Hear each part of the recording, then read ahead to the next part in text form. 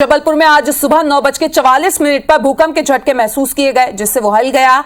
आज सुबह भूकंप आया। बता दें कि करीब 4 सेकंड तक भूकंप के झटके महसूस किए गए, जिसकी रिएक्टर पैमाने पर तीव्रता 4.3 और भूकंप का केंद्र नर्मदा के किनारे बसे डिंडोरी जिले को बताया जा रहा है।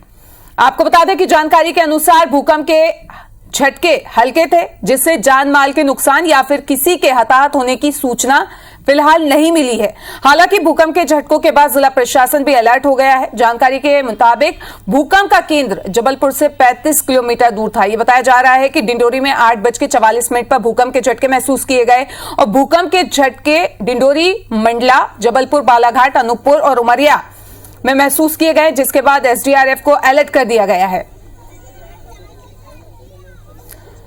तो बता दें कि एमपी के कई जिलों में भूकंप के झटके महसूस किए गए। अगर जबलपुर की बात करें तो जबलपुर में सुबह 9:44 पर भूकंप के झटके महसूस किए गए और आपको यह भी बता दें कि 6 जगहों पे भूकंप के झटके महसूस किए गए हैं जहां पे आया है भूकंप। डिंडोरी, मंडला, जबलपुर, बालाघाट, अनूपपुर और उमरिया में महसूस किए गए हैं झटके, जिसके बाद एसडीआरएफ को अलर्ट मोड पर रहने के लिए कह दिया गया है। जानकारी के मुताबिक भूकंप के जो झटके थे वो हल्के थे, जिससे किसी भी तरीके के जान माल के नुकसान या फिर किसी के हताहत होने की कोई जानकारी या सूचना नहीं मिली है। हालांकि भूकंप के झटकों के बाद जिला प्रशासन भी अलर्ट हो गया है और 35 किलोमीटर दूर केंद्र माना जा रहा है जबलपुर से भूकंप का। तो बता दें कि भूकंप के झटके महसूस किए गए हैं मध्य प्रदेश के जबलपुर में और 9:44 पर भूकंप से हिल गया। हालांकि 4.3 तीव्रता का पैमाना रहा भूकंप का।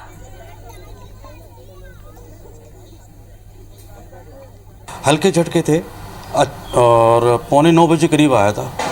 अभी जस्ट 4.3 के लगभग का था ये। और हल्का हल्का है, मतलब कंपन समझ में आया था।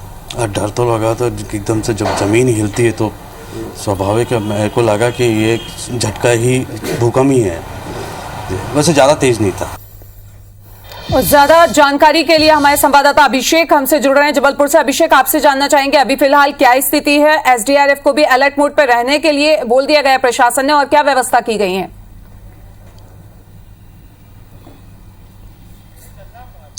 देखिए रोमाना, आज जिस तरीके से सुबह 8:44 पर जब जबलपुर की धरती भूकंप के झटकों से हिली, उसके बाद जिला प्रशासन अलर्ट पर आ गया था। उसने एसडीआरएफ की टीम को अलर्ट पर रखा है कि अगर कोई भूकंप के झटके से अगर कोई हानि होती है तो राहत और बचाव का कार्य तेज़ी से किया जा सके।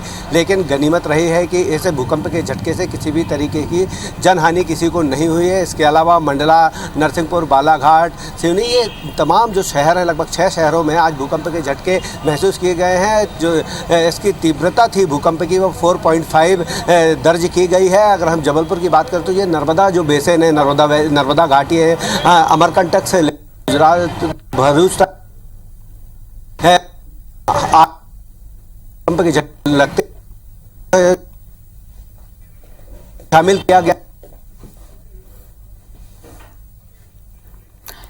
जिसमें लगभग 40 लोगों को अपनी जान से हाथ धोना पड़ा था। लेकिन जो भूगर्भ वैज्ञानिक है, उनका कहना है कि जमीन के अंदर जो है जो हलचल हो रही है, जो नर्मदा वैली में दरारें, तो उसमें जो नर्मदा पर जो उसमें अंदर जा रहा है, वह दरारों को बड़ा करने का काम कर रहा है। और इसी की वजह से जो है ये भूकंप के जो झटके हैं यहाँ पर महसूस होते रहते हैं। अभी बीते दिनों जो है लगातार सिवनी में जो है भूकंप के झटके लगे थे, इसी तरीके से बालाघाट में लगे थे। तो यही कारण है कि भूकंप जो है भूकंप के झटके नर्मदा वैली के जो शहर हैं उसमें लगते रह रहे हैं। भूगर्भ वैज्ञानिकों ने भी यह अलर्ट किया है कि लोगों को जो है सतर्कता बरतनी चाहिए और भूकंप के हिसाब से मकानों का निर्माण करना चाहिए, क्योंकि भूकंप के लिहाज से जोन 3 में जबलपुर को और ये पूरे नर्मदा वैली को रखा गया है। क्योंकि जो नीचे ज़मीन के अंदर की जो हलचल है वह जब चट्टानें खिसकती हैं, उनमें दरारें आती हैं, तो उसकी वजह से जो है भूकंप के झटके महसूस होते हैं।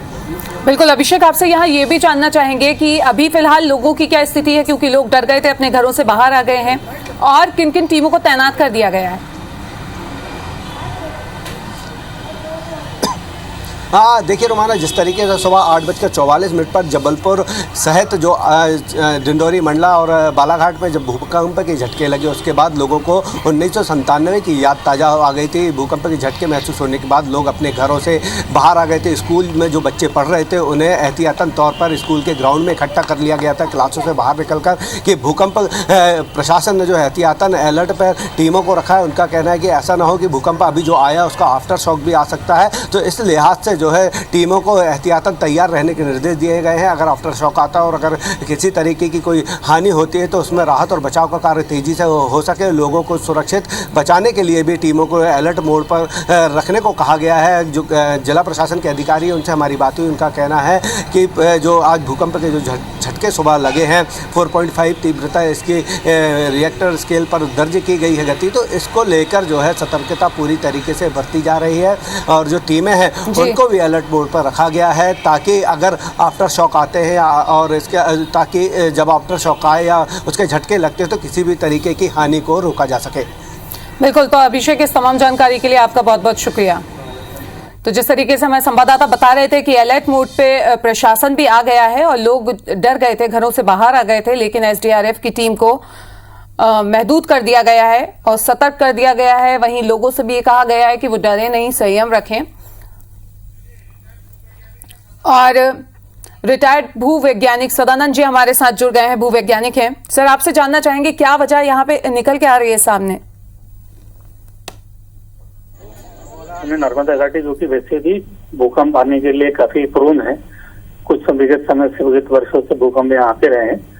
तो मूलतः इसका जो कारण है, इसके जो कुछ हम इनको जियोलॉजी की भाषा में फॉल्ट बोलते हैं, या मतलब दरारें, कमजोर हिस्से क्रस्ट के, जो पृथ्वी के सतह के जो है चट्टानों के, उनके टूटने से और दरकने से जो भूकंप आते हैं पृथ्वी के अंदर टूटते हैं, और उससे टूटन के कारण जो एनर्जी रिलीज होती है उन्हें हम कंपन के रूप में सतह पर महसूस करते हैं। उस कंपन को हम भूकंपीय तरंगे या भूकंप बोलते हैं।